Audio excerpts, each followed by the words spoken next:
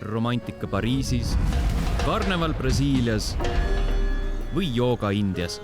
Meie ütlemegi sulle, mis võiks olla sinu järgmine peatus.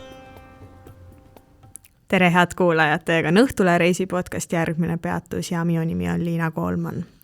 Tänase saatekülaline Kaur Treimann räägib meile perega Maltal puhkamisest. Tervist! Tere, on tore siin saates taas olla. No, teie siis reisite peamiselt perega. Miks sai valitud perepuhkuseks Malta? Ja, et meil tavaliselt on perepuhkused sellised pooleteise kuused ja me sõidame minihaagisega mööda Euroopat, aga eelmine suvi juhtus niimoodi, et ei olnud seda pikka puhkust võimalik võtta ja oli võimalik ainult 2 nädalat puhata. Ja meie oleme sellised rahulikud puhkajad, et kui me sõidame kuhugi, siis me ikkagi naudime seda tee peal olekut, mitte sinna sihtkohta jõudmist. Ja seetõttu me saime aru, et autoga me kuigi kaugele selle lühikese ajaga ei jõua ja siis mõtlesime, et tuleb minna ikkagi lennureisile ja miks mitte minna siis kuhugi saarele, kuhu nagunii autoga ei pääse.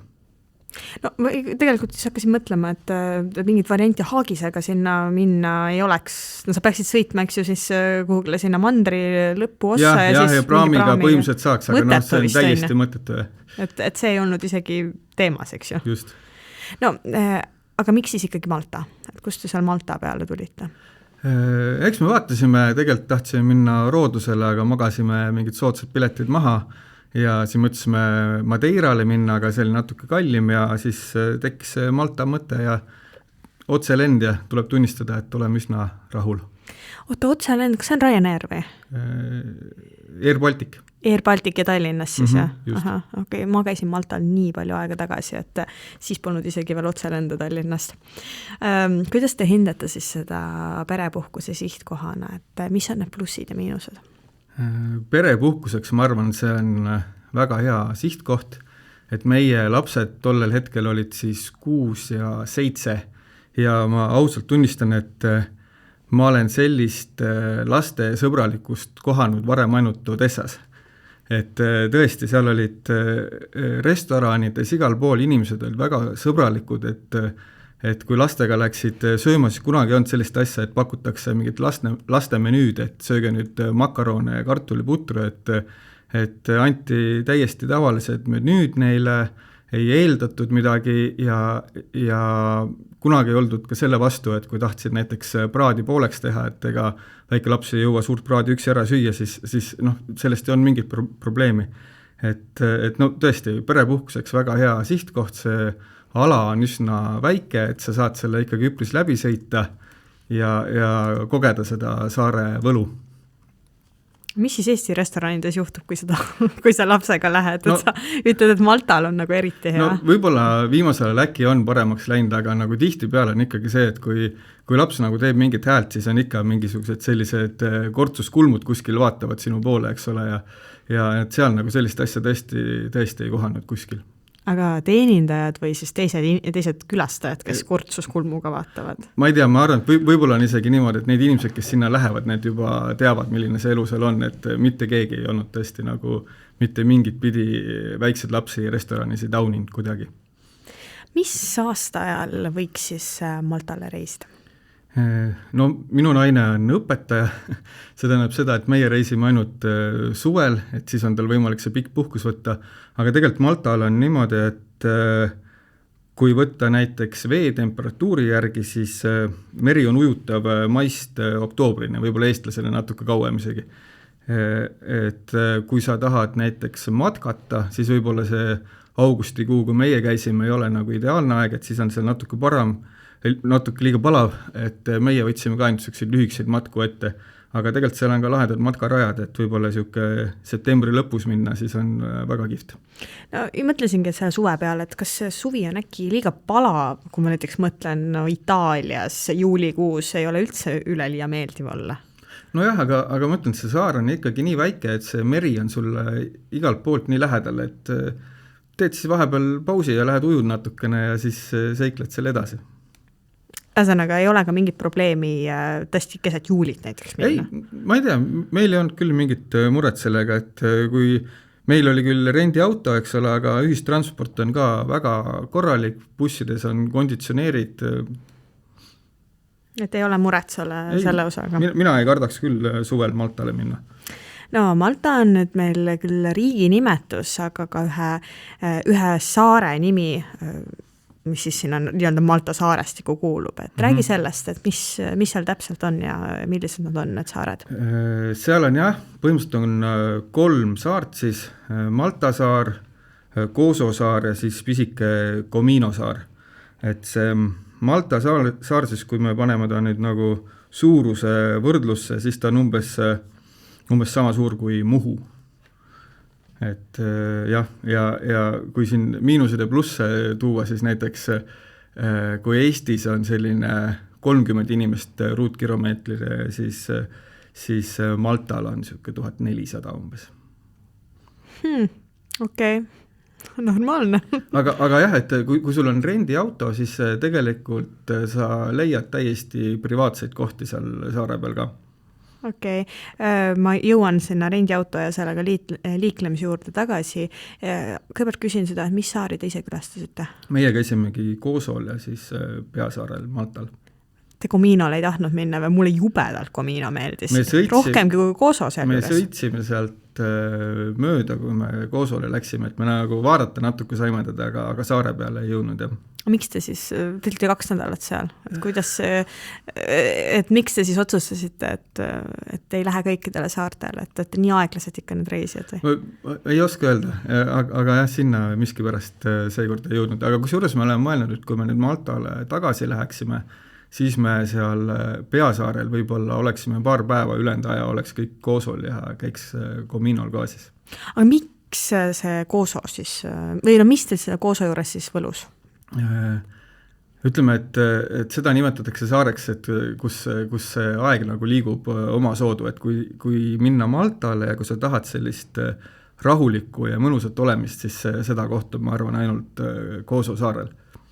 Et seal on tõesti siuke, et istud linnaväljakule maha, võtad enda kohvi, eks ole, sealt sõidab sust mööda see Itaalias tuntud selline ees 1 ratast, taga 2 ratast, selline saiaauto on ja tuututab ja mingid naabrid saavad kokku ja 2 autot jäävad tänaval seisma, räägivad omavahel juttu, et Malta saarel on ikkagi siuke sigin-sagin, et seal sellist asja ei näe. Mida üldse teha Koosol? No Kooso, mina ütleks, kui Malta saarel on sellised arhitektuurilised vaatamisväärsused, siis Kooso on täis paksult igasuguseid looduslikke vaatamisväärsusi. Et kui nüüd näiteks droonide mängu on seal filmitud, sellepärast, et seal on sellised ägedad kivikaared, ma mõtlen, mis selle nimi oli, Viildil Miila Window, sellise nimega kivikaar, mis on siuke, et nagu jalg läheb merre ja ta on, ma arvan, puusalt pannes siuke 30 meetrit kõrge äkki. Et selliseid ägedad asju näeb seal või siis on selline koht, kutsutakse Inland Dive Site, mis on siis selline laguun, ütleme, mis on Vahemerega ühendatud Koopa kaudu ja seal laguunis on siis siuke hea rahulik vesi samal ajal, kui võib-olla meri möllab ja seal saab snorgeldada, ujuda tohutult kirevkalade poolest, et selliseid ägedaid asju seal Kooso saarel leidub palju. Matkamine on ka teeme seal või? Ja näiteks mina matkasin sellise lühikese raja, mis oli siis Ramla Bay rand. Ramla Bay on kuulus oma punase liiva poolest ja kusjuures väga kihvt on seal see, et see Ramla Bay on siis rand, kuhu merekilpkonnad tulevad enda mune munema. Et iga kord, kui sa sinna lähed, siis seal on need merekilpkonna pesad on piiratud võrkudega kinni ja põhimõtteliselt tegelikult võib juhtuda täiesti selline asi, et sa näed, kuidas kilpkonnad välja kooruvad ja hakkavad mere poole ukerdama. Päris äge tegelikult ju. ja seal Ramla Bays on siis üks kalju ja seal kaljus on koobas nimega siis Talmixta Cave ja siis sinna saab matkata, et see on selline, ma arvan, et äkki 3 tundi matka, aga hästi ilus. Tee peal kohtad siis kaktuseid, mis on täis kaktusevilju, mida siin Eesti Riimis ostad suure raha eest, aga seal võid siis noppida niisama, eks. Okei. Aga kui me nüüd räägime Malta sellest peasaarest, siis mis on seal see, mida võiks ette võtta? No kui lastega minna, siis minu vanema tütre kõige suurem lemmik oli see, et me käisime päevasel kalastusretkel. Püüdsime tuunikala ja tõesti minu väike, mis ta siis oli, 7-aastane tütar sai kätte sellise tuunikala, mida me saime siis 2 päeva süüa peale seda. Et jah, et küll mehed tõmbasid ta välja, aga tema põhimõtteliselt ikkagi, tema konksu otsa see jäi, tema ketrast kuni selle kaatrini ja siis mehed võtsid välja, eks ole. Et see oli tema kõige suurem ja kõige ägedam kogemus. Aga muidu, mis seal Maltal on, väga kuulsad on kalurikülad, eks neid hääldused on Maltal nagu nad on, aga siuke kaluriküla nagu Marsaklokk, et siis seal on vist iga laupäev on kalaturg ja see on nagu väga lahe koht, kuhu minna, kus saab tõesti väga soodsa hinnaga, väga värskeid mereande, mida siis ise teha või siis koha peal süüa. Ja see küla on siis kuulus veel lusude poolest, et lusud on need sellised hästi värvilised kalapaadid, millel on silm on joonistatud sinna ette otsa, et see silm peaks kalameestele õnne tooma. Ja muidugi, mis seal Maltal on, et seal on see vana pealinn Medina, kuhu tasub kindlasti minna, siis on Valletta, mis on praegune pealinn, kus on näiteks suurtüki patarei, kus lastakse iga päev kell 10 ja kell 6, ma tahaks öelda, aupauke, ehk siis uhkete Malta sõdalaste auks. Ja sealt ülevalt on siis vaade 3 Malta sellisele, ütleme nagu ongi the 3 cities, sellised nagu vanalinalaadsed linnakesed, et nendele on siis sealt kõrgelt vaade, mis on väga äge siuke nagu linnulennult. Mõtlen, mis seal veel ägedat on. Räägi mulle sellest, et kumb on nüüd siin huvitavam, kas Medina või siis Valletta?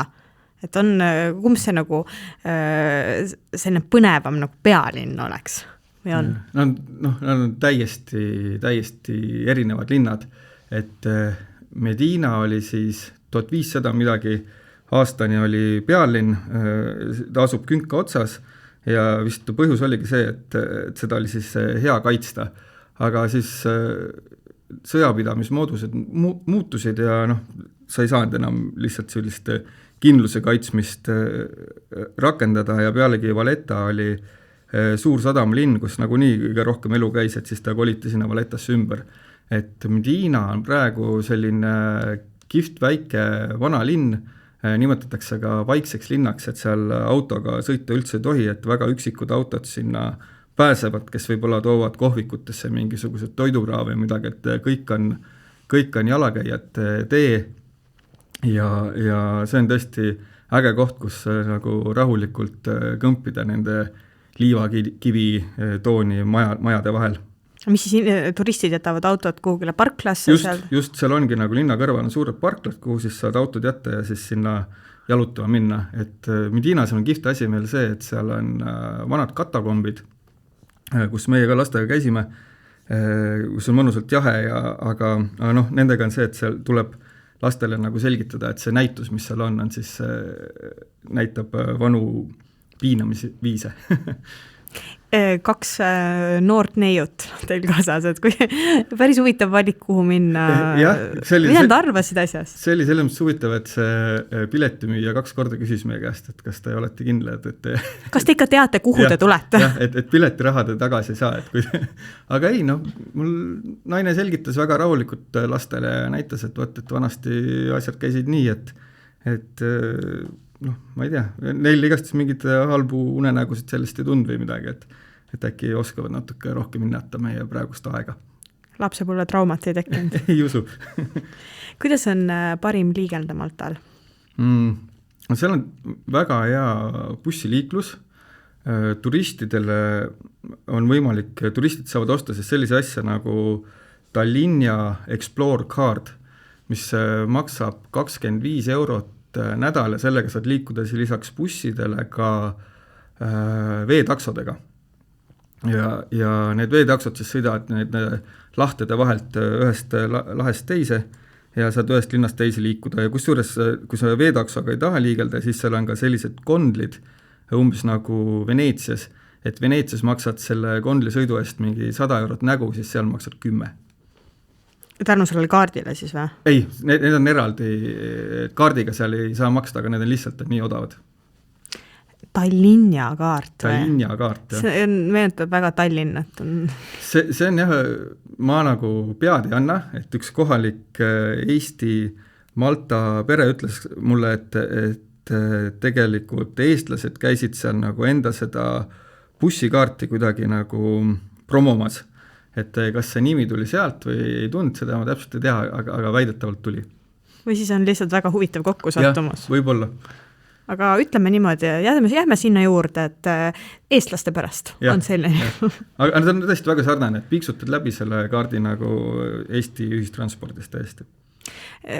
Kas see bussiliiklus on väga hea Vallettas või sa saad ka teistesse Malta piirkondadesse? Sa saad liikuda jah suuremate linnade vahel, et kui sa tahad minna vaatama mingisuguseid sellised looduslikke vaatamisväärsusi, et siis ilmselt need bussid päris sinna ei sõida ikkagi.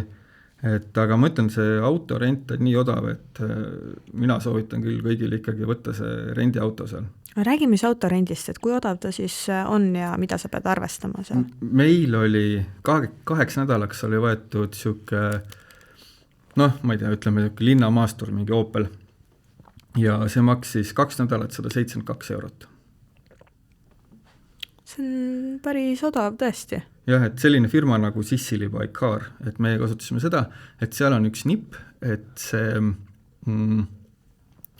rent on küll odav, aga kasko eest maksaksid sa põhimõtteliselt 25 eurot päevas. Aga meil on siis Swedbanka Platinum kaart, millega tuleb see kaasa reisiauto kasko ja selle kaardi eest sa maksad 15 eurot kuus, aga põhimõtteliselt sa võid selle teha nagu kuu alguses ja lõpetada kuu lõpus ära, ehk sa saad 15 euroga endal kuuks ajaks reisiauto kasko kindlustuse. Kindel, et see ikkagi sellises olukorras kehtib? Töötab. Sest mõtlengi, minu jaoks on alati need igasugused autokindlustused nii susse asjad selles osas, et alati keegi kuskil, mul ei ole olnud seda olukorda, et oleks mingit jama olnud, aga mulle tundub, et iga kindlustust nagu suudetakse mingisugune väga selliseks nagu suureks paisutada, et võt näed, et see ikkagi siin ei kehti ja seal ei kehti ja siis pärast on ups, tegelikult ei kehtinud üldse. Jah. Aga ma ütlen, et kindlasti tasub enne autovõttuse käia ümber auto, vaadata hoolikalt kõik kriipsud üle, pildistada, filmida, panna need kirja, et meie enda rendiautolt ma vist ei valeta, kui ma ütlen, et me leidsime kas 15 või 16 kriipsu enne, kui me sellega ära sõitsime, lasime kõik need kirja panna. Tavaliselt on ju niimoodi, et tõmmatakse välja selline paber, kus on auto nagu justkui peal ja siis on nagu märgitud mingi ristikestega ära. Meil läks see nagu linnukesi täis põhimõtteliselt. Aga nemad ei olnud seda enne ise teinud? Ei olnud. Et justkui oli nagu täiesti kriimude vaba auto teil? Ta koos meiega täitis seda seal. Okay. Et põhimõtteliselt, et kui sa võib-olla midagi ei leia seal, siis neil on jälle võimalus pärast küsida.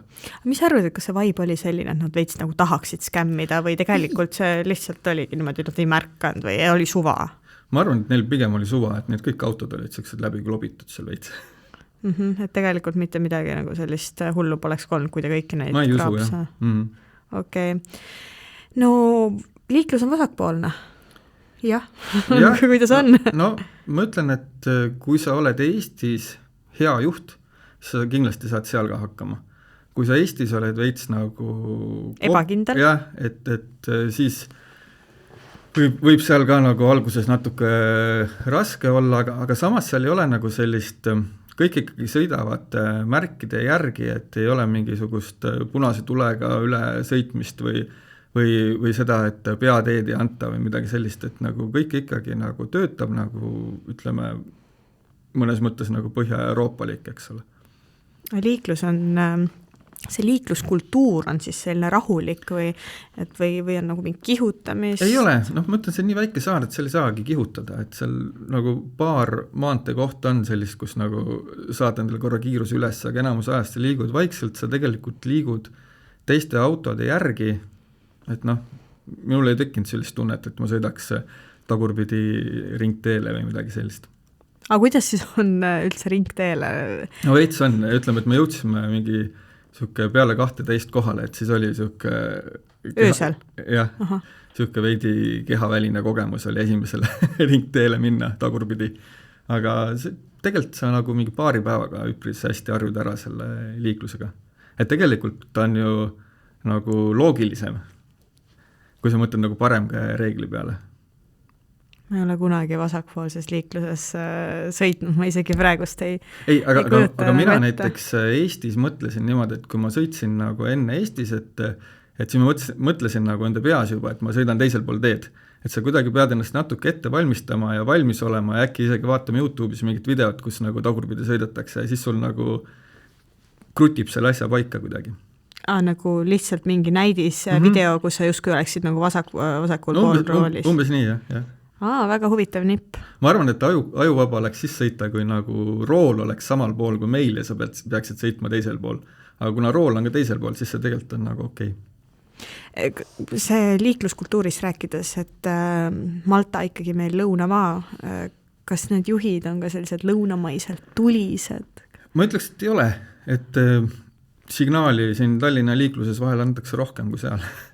Aga seal on hoopis siis lõunamaiselt chill see olukord? Mulle tundub küll, jah. Just täpselt nagu ma ütlesin, seal Koosol vahepeal 2 sõpra jäävad keset teed seisma ja räägivad omavahel juttu, eks ole, et Malta saarel võib-olla seda ei ole, aga ikkagi minu jaoks oli pigem probleem oli see, et neil oli kogu aeg oli mingi püha kuskil ja seda ei olnud kuskil kirjas ja siis oli nagu veis juhatas sind kuhugi, aga siis oli seal jälle tee oli kinni ja mingisugune karneval toimus, eks ole.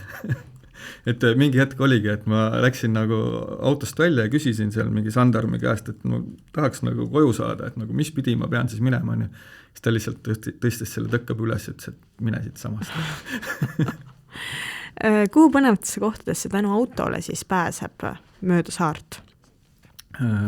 No ongi näiteks seal samas Koosol on selline kihvt koht nagu soolaväljad, kus siis niisuguste vanade traditsiooniliste meetoditega ikka kogutakse soola, et on sellised suured soolaveebasseinid, kus siis oodatakse, et päike kuivatab selle vee ära ja siis riisutakse see sool kokku sealt ja tassitakse ämbritega koopasse sinna kuivama. Et ütleme, sinna nagu ükski bussiliin ei lähe, eks ole, et sellistesse kohtadesse selle rendiautoga saad nagu hästi. Või siis üpris populaarne asi, mida Maltal tehakse, on mõtlen, mis selle koha nimi oli, ühesõnaga mingi kalju pealne selline, ütleme nagu Türisalu pank, aga täpselt 10 korda kõrgem. Et siis seal maltakatel meeldib käia õhtul pikniku pidamas ja päikeseloojangut vaatamas, et sinna sa ka bussiga ei saa ja see oli tõesti nagu ülikiht kogemuseni. Aga Koosole läksite te oma rendiautoga või võtsite seal uue? Ei, sama rendiautoga ja see on ka kihvt, et see tervele perele Kooso saarele praamiga sõit ja tagasi tulek oli 20 eurot. Ja palju need Saaremaa praamid huvitav maksavad? Et need on nagu mingi ka väga palju kallima. Täpselt.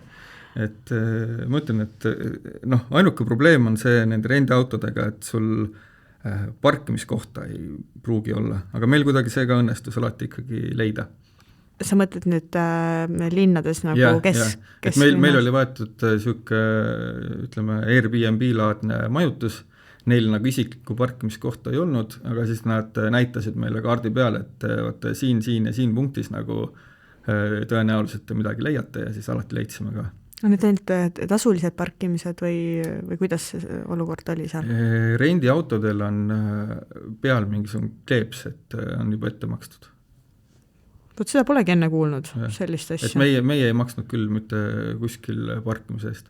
Et ühe nipi ma võin veel öelda, et kuidas meie selle majutuse leidsime. Et alguses me vaatasime ka Airbnb-de bookingut ja kuna me kuidagi magasime nagu selle õige aja maha, siis need hinnad olid juba üpris kõrgeks läinud, siis mina panin kohalikku Facebooki gruppi mingi Meie Malta või mingi selline, kus on eestlased ja kirjutasin, et vot, et selline pere, et oleme Maltale tulemas, et äkki keegi tahab samal ajal tulla nagu Eestis enda sugulastele külla ja leidsimegi ühe pere, kes siis lubas meil oma korteris olla üpris soodsa hinnaga. Päris huvitav idee jällegi. Jah, et me säästsime mingisugune 5 sotti selle pealt. Mis need hinnad siis muidu seal Malta lööbimise kohta on? Päris kallid vist või? No jah, ütleme, eriti suvel on ju? Jah, ütleme, et Maltal oligi, et süke alla 100 euro öös ikka ei leia korterit, ütleme. Neljal inimesele siis, jah. Aga Koosol samas me olime ühes jumala kihvtis väikses hotellis, ta oli küll ühetooline, aga seal oli 2 voodit ja kihvt bassein oli hoovi peal, siis oli 60 eurot ööjäänud. Et siis Koosol ikkagi on odavam see asi? Kindlasti. Olen kuulnud, et Vahemeri pidi olema kõige puhtam just Malta ümber. Kuidas sulle tundub? Võib olla nii? Jah, et kui sa niimoodi ütled, siis tõesti, et need rannad, mis seal olid, isegi linnarannad olid jumala puhtad, mingid suitsukonisid, mingid sellised asju, seal ei olnud vees ei ulpinud midagi. Et jah, tõesti. Ja mina snorgeldasin seal päris palju ja mul vanem plika ka, et ei näinud põhjast ka, tõin paar teelusikat üles, muud midagi, eks ole. Millised on need parimad rannad, mida te võiksite siin teie pere kogemuse järgi siis soovitada? Jah, et meie ööbisime siis, või meie see korter, põhiline korter oli St. Julianis, et seal on niisugune asi nagu St. George's Bay, mis on siis väike niisugune pisike rinnarand, et see on lastega väga hea on seal olla, sest vesi läheb aeglaselt sügavaks, seal on vetelpääste on olemas ja kihvt on see Maltal, et need vetelpäästed nii siis rannas kui ka veeparkides, et nad kõik nagu päriselt ka vaatavad, mis seal rannas toimub, et ma ei näinud mitte ühtegi korda, et mõni neist oleks telefonis passinud. Siis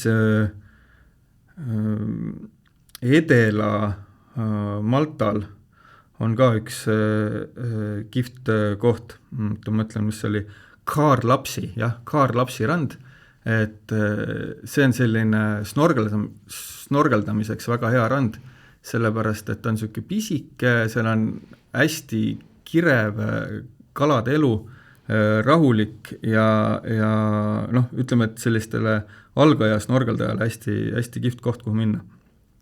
Siis kui Koosole minna, siis on see samas Ramla Bay, et ta on küll natuke tuuline, aga just nende kilpkonnade ja punase liiva pärast, et on nagu kihvt koht, kuhu minna. Siis seal samas nende soolaväljade ligiduses on selline koht nagu Xveeni Bay, mis on ka kihvt siuke küll kivine, aga ei ole teravad kivid, ümarad kivid. On hea ujuda ja seal on ka ühed koopad, mida võib siis uurida ja kusjuures seal on ka, keda huvitab siis nudistide rannajupike. ja mõtlen, mis ma rohkem võib-olla peale selle Inland Diveside'i võib-olla välja ei tooks. Need kaljud, millest ma rääkisin enne, need on tinglikaljud. Millised kaljud? Need, kus maltalased õhtuti käivad päikeseloojangut vaatamas, et see tinglikaljud päikeseloojanga küll koht, kuhu tasuks sõita, et kas või mingil taksojuhil või viia lasta. Mina omalt poolt soovitan Comino randasid ka, et ta on hästi kivine ja kaljune, aga see vesi oli uskumatult kristallselge.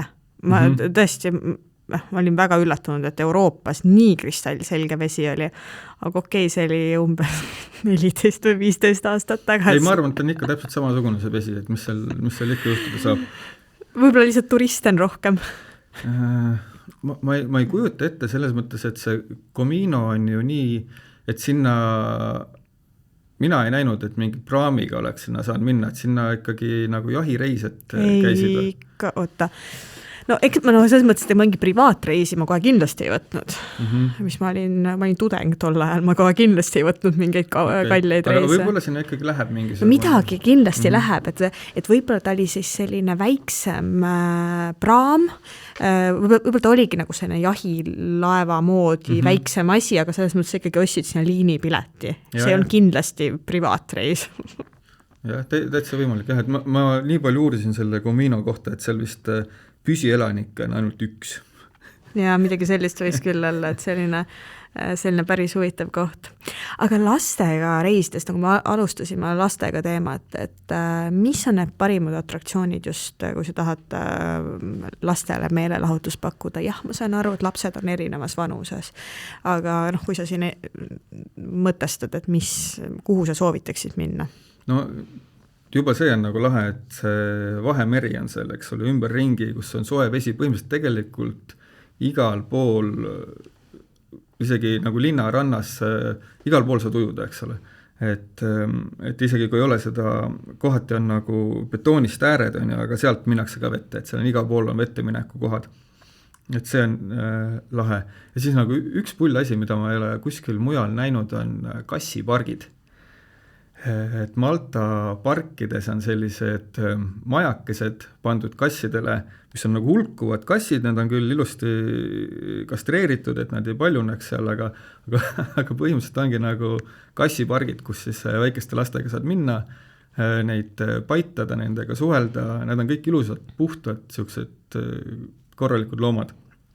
Mitte väikeste lastega, mina oleksin seal nagu ise nagu väike laps kommipoes, maailma kõige suurem kassifänn. Meil oli täpselt samamoodi, et meie lastega seal käisime, mul naine on kassifänn, et tema ka nagu paitas neid seal õhtu otsa, eks.